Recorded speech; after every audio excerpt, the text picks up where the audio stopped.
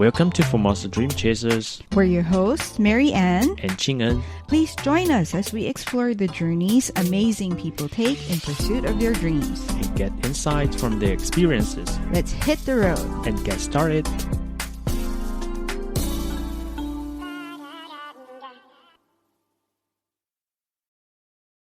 Hello, everyone. This is Mary Ann Shoko, and welcome to Formosa Dream Chasers, a show about ordinary folks who have stepped out of their comfort zones and have taken a chance on themselves, on their passions, and on their dreams. Today, we sit down with a very special guest, the Philippine Labor Director based in the south of Taiwan, the Honorable David Des T. Dicang.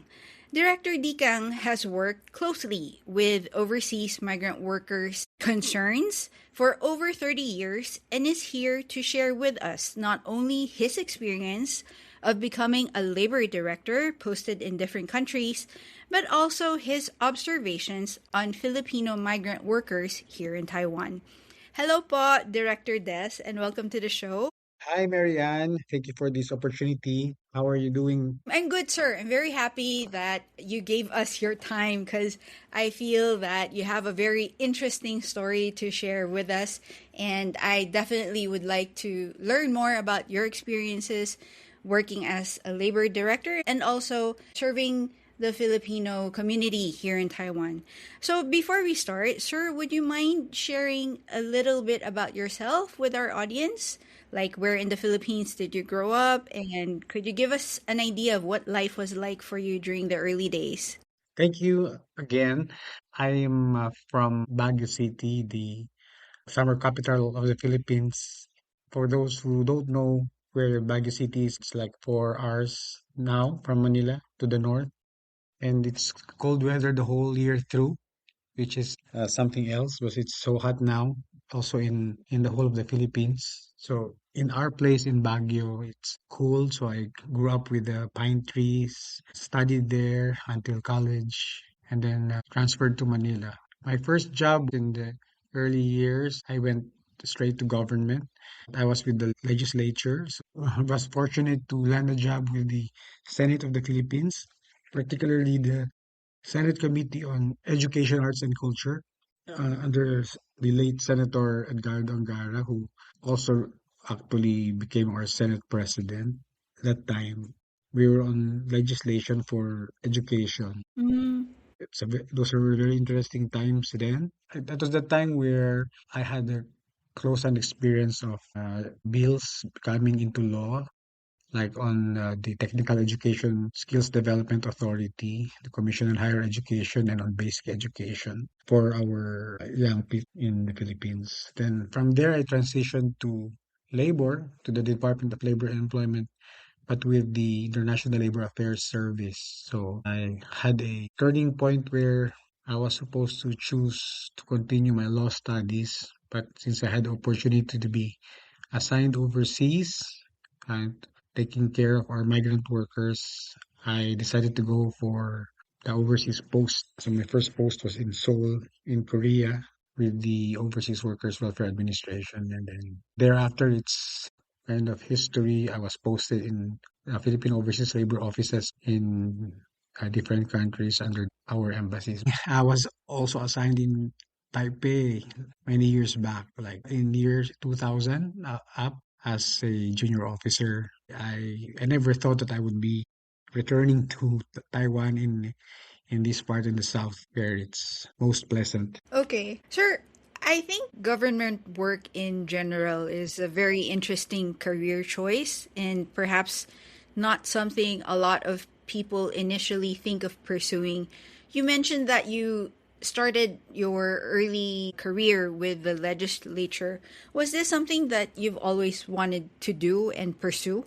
Actually, it was like by chance or through my mom was a public school teacher. She was principal of a school in the outskirts of town in our place up north. And she had the opportunity of speaking on behalf of our area, of our region, the Cordillera Administrative Region in the Philippines, in one of the occasions where she delivered a talk and the senator was there who was chair of the education when he got to know my mom After her talk, he asked her how many children did she have, and she said she had a son graduating. So I took the chance. It was an opportunity back then. So I traveled to Manila and got to the office of the senator and submitted my application and passed the interview. Back then, it was like a blessing. I never thought of working actually with government. I was about to graduate from college then. Well, I just planned to go into law school, not working yet.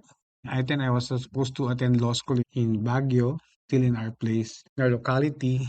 But then I got this chance to work at the same time, study. So I had the chance of working for the Committee on Education at the Senate. And at the same time, there was this opportunity for me to still study in the afternoon, still take up law school. So I took that chance. And it was through my mom, just that one good encounter. I think the senator got to like her speech about elementary education. Yeah. You mentioned that you have been deployed to many different countries as part of your career. So, can you share a little bit of your experiences in these different countries? Actually, my first travel, I was slated to be assigned in Korea. And then back then, my boss, the Secretary of Labor, Secretary Confessor, decided that I be sent initially on a mission status with a team to look into the employment situation of our workers in Korea. So I went there. It was actually my first time to travel out of the country. My transition from place to place, from work to work, from position to position in this field, I was quite lucky enough to go through the ladder. So I had the opportunity to work with directors of the Philippine Overseas Employment Administration, and this one, my first assignment, I had a good transition because I went on a mission status and then returned to Korea, assigned at the Philippine embassy there. Really as a center coordinator because we have a workers resource center under our office, and now it has advanced, it has developed. In certain countries, we have a migrant workers center to actually not just to protect our workers, but it's more of for financial literacy, increased development of livelihood and entrepreneurial endeavors, on development of career, and other interventions for migrant workers apart from looking into their working conditions. And after Korea, my second post was in Taipei as a welfare officer back in 2000. Since that's more than 20 years ago. After Taipei, I was assigned for more than 15 years in the Middle East, in Saudi Arabia, areas in Saudi, our Philippine Consulate General in Jeddah, and then our Philippine Overseas Labor Office in the Eastern Province, Al Khobar. We covered a very expansive area. Nothing compared to when I was assigned in Korea or in Taiwan. It's geographically expansive, and even the population of our workers, Filipino workers in the Middle East, is much more than in other countries. I think I covered back then in Jeddah in the 300, almost 300,000 Filipino workers in our areas, and when I transferred to Al Khobar, an equal number, almost 300,000 in those areas. And then I got to be assigned in our Philippine embassy in Kuwait. My most recent in the Middle East is in Qatar. But I also had special missions in 2014 in Kiev, Ukraine, and also in 2013 in Sana'a, Yemen. And I never thought that I would be coming back to Taiwan, and it's a very pleasant journey. What inspired you to pursue a career in labor and migrant worker services? Yeah, back in my school days, I really loved working with people. It's like it seems like a window or a mirror from the past because I was with the student council then. I was president of our student council in the university, and I was also editor in chief of our school paper. So my early days during those times, it mirrors my job now because during those times I had to like help my fellow students in certain areas, like when there were like community dynamics, or we had to elevate some concerns of students with the school management and authorities, and also pursue community projects. And like now we're looking to workers development, but back then we're looking into better career path for students.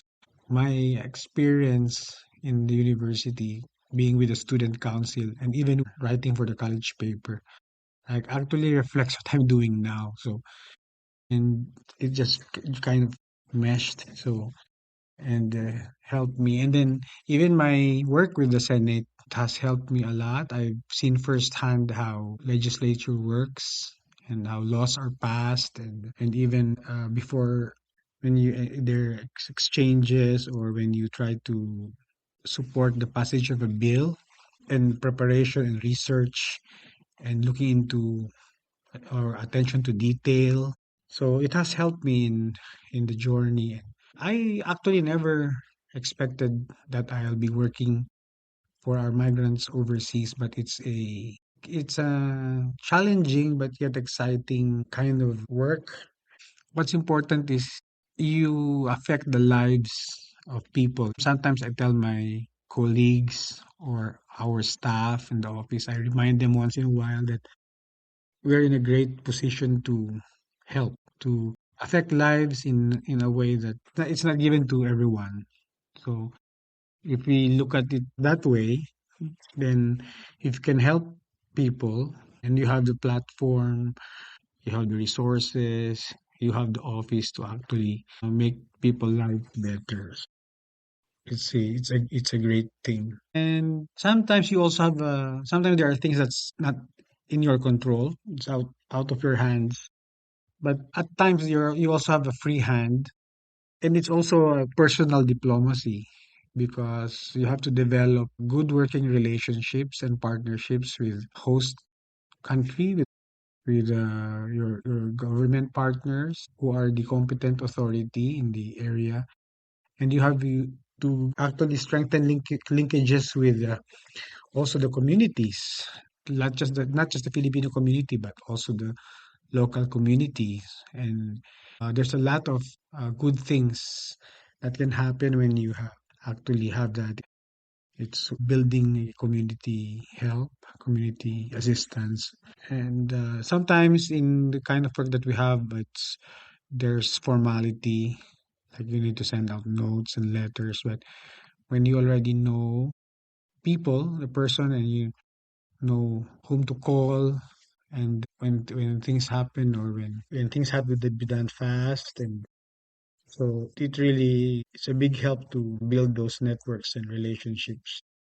And even if you're like in other places, even the relationships that you've built in these other countries can still can still help you in your future assignments. I know that, because especially now that the world is getting smaller, in a way that communication is faster. The good that you do in certain areas will likely help you in the other areas that you will be going to. Okay. And the friendship that you've built will be a good help to you in the long run. Understood, sir. Sir, it seems that you're very content in continuing in this career. Were there ever moments when you considered a different career path? No. Okay. I didn't think so. No. There are challenges, don't get me wrong. I don't know if the appropriate word or term is contentment, but actually every day, like, things can change in a flash, like in a matter of minutes, or in a day. And the kind of work that we do is quite different. It's like it's a mix of everything. It's legal work, it's police work, it's social work. Just give you an idea. I can outline it in three areas. The first one is employment facilitation, we're tasked to look into the standards of the employment situation of our workers. We also look into good markets or where our workers will be deployed, and it goes also with the processing of the documentation and all of those things. So one big chunk of work is on employment facilitation. The second one is even, which is related of course to the first, is even bigger. It's on workers protection and welfare. So we look into do many concerns of workers. They ask for help. Back then, we only covered labor and employment related cases, but now, because of the change of the law, we have a new department. It's the Department of Migrant Workers. So there was a transfer of functions. So not we don't only cover labor and employment concerns of our workers. Now we also cover police-related matters or criminal in nature related cases and administrative and immigration. So workers' welfare is a lot to do. Then the third one is on workers' development. That's where I was saying that we have to proactively help workers leverage their income as aggressively as we protect their rights and increase their interest in financial education, literacy, and get into investments too. So, and entrepreneurial endeavors, develop their career and create entrepreneurship pathways. So, just those three areas of work that we do for our migrant workers it's not just a handful, so it's a lot. So, Mm. don't get me wrong, there are many challenges, but it's exciting. You have to love your job, but there are twists and turns. And when you asked me earlier if there was a time that I thought of changing jobs, it'll be difficult at this point in time. But I look forward to more excitement, but hopefully in less challenging posts. Mm. Like my 15 years in the Middle East was really something else. So coming back to Taiwan is a big help. Taiwan is a very pleasant place to be. It looks into migrants' rights. There are labor bureaus in each county and each city. Taiwan has a working hotline on migrants' concerns, the 1955. So it makes our job easier, much easier than in the other places where I was, because Taiwan has a strong service for migrants. Not only the Taiwan labor bureaus, immigration, or other instrumentalities, but also the non-government organizations, the religious community, helping each other, looking into concerns of migrants. I get to have time here. Nothing Okay. compared where I was in the US. Yeah. There's time to play basketball and there's Okay. time to eat somewhere. I understand. Thank you, sir, for very clearly explaining how your labor office supports Filipino workers here in Taiwan and also giving us an idea of how Taiwan serves migrant workers, the advantages that they offer in comparison to other countries. I think that's a very interesting perspective, especially because you've been working in, as you said, many different countries, serving our Filipino workers, and also, as you mentioned, the non-profit organizations, because I do see that they have a very active policy working towards uplifting migrants here in Taiwan. So it's nice to see that also echoed in your own experiences. That's all for today's episode. Join us again next week as we continue the conversation with Philippine Labor Director based in Kaohsiung, Director David Des T. Dicang.